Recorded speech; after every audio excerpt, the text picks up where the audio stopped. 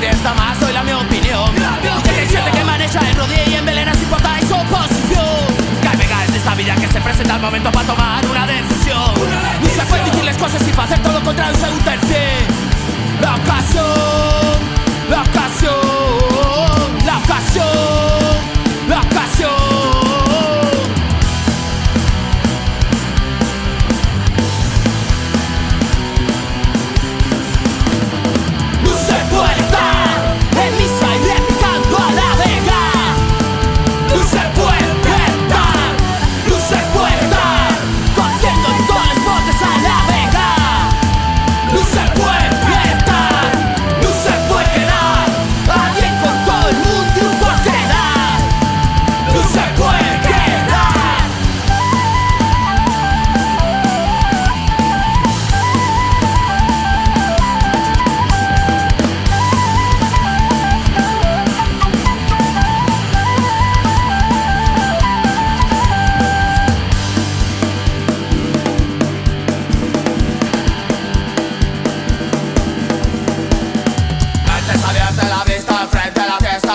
Sin parar, siempre alerta para lo que venga, no te dejes engañar.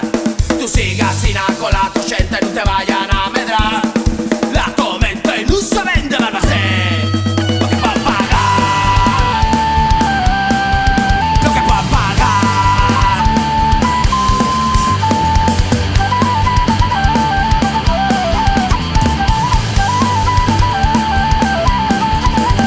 Se cacilando el ayuntamiento, el presidente y el gobierno sin dejar al gran Castrón.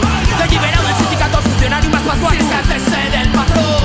Por desgracia esta xente apa é un de impende y sin peligro de extinción. Si te volen esos mentes cabillemos todos juntos una bona solución, solución, solución, solución.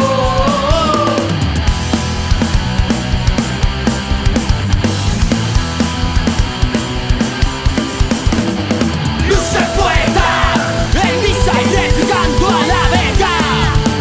No se puede dar, no se puede dar, cogiendo todos los botes a la vega.